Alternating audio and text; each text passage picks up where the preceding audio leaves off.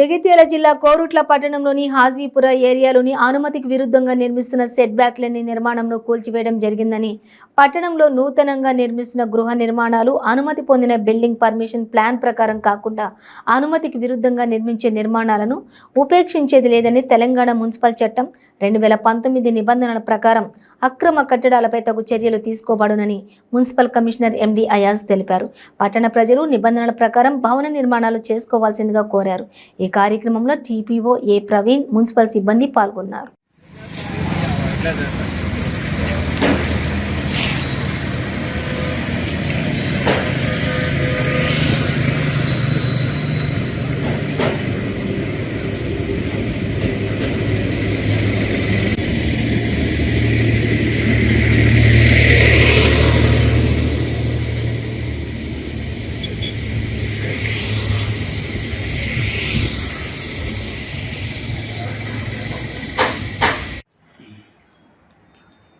కోరుట్ల పట్టణ ప్రజలకు ముఖ్య విజ్ఞప్తి, ముఖ్యంగా మనకు నూతన పురపాలక చట్టంలో పట్టణంలో ఎవరైనా గృహ యజమానులు వాళ్ళకు కొత్తగా నిర్మించుకోబోయే ఇంట్లకు టీఎస్ బీపాస్ విధానంలో చాలా సులభతరంగా నిర్మాణ అనుమతులు వస్తున్నాయి.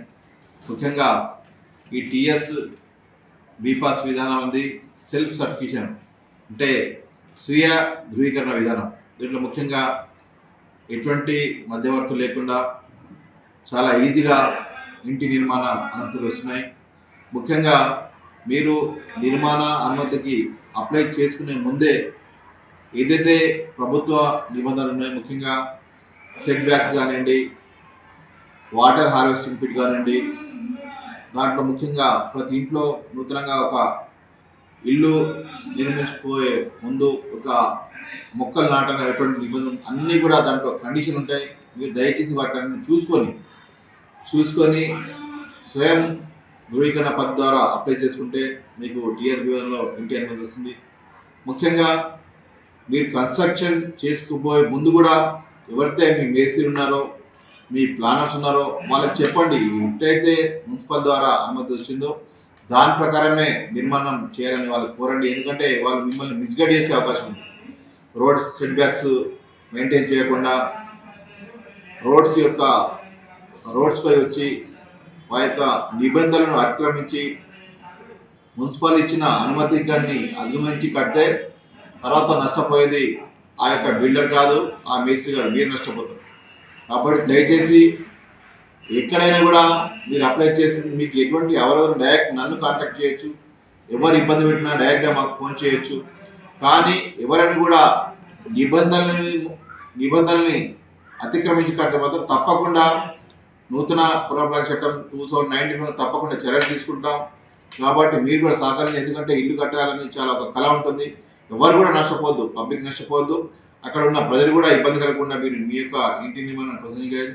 నిన్న మనం చూసినాం రోడ్లో ఒక ముఖ్యంగా మెయిన్ రోడ్ కూడా కొందరు మేము ఇచ్చిన అనుమతికి విరుద్ధంగా కడుతున్నారు. 80% ఎవరు ఉపేక్షించాం.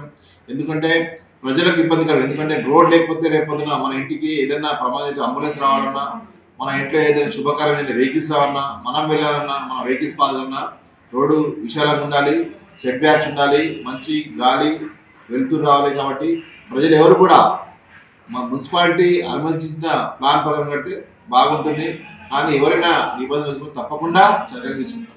ఇప్పటి వరకు మీ దృష్టికి వచ్చిన ఏమన్నా ఉన్నాయా సార్? తప్పకుండా దృష్టికి వచ్చినాయి, కూల్చివేసిన ఏమన్నా దృష్టికి వచ్చినాయి అన్ని కూడా మనం దాదాపు యాక్షన్ తీసుకున్నాం.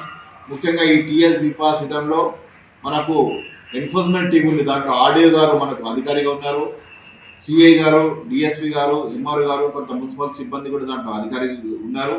ఎన్ఫోర్స్మెంట్ టీం తప్పకుండా చర్య తీసుకుంటుంది, తద్వారా మనకు నష్టం జరిగారు. కాబట్టి దయచేసి ప్రతి ఒక్కరు కూడా ఇంటి యొక్క అనుమతించిన ప్లాన్ ప్రకారం కట్టుకుంటే బాగుంటుంది. ఎన్ఫోర్స్మెంట్ టీంకి ఇచ్చినాం. దాదాపు ఇప్పటికి మనం 36 అక్రమాలను తొలగించినాం. కొన్ని పాక్షికంగా ఉన్నాయి, అంటే కొన్ని పిల్లర్ స్టేజ్లో తొలగించిన కొన్ని ఉన్నాయి, కొన్ని స్లాబ్ పడ్డా కూడా తొలగించిన కొన్ని ఉన్నాయి, కొన్ని పూర్తి స్థాయిలో తొలగించిన కొన్ని ఇంకా ఉన్నాయి. స్పెషల్గా కొత్తగా ఆర్డీఓ వస్తే వాళ్ళకు కూడా వాళ్ళ దృష్టికి వాళ్ళ టీం కూడా మనం ఐడెంటిఫై చేసినాం. తప్పకుండా చర్యలు తీసుకుంటాం.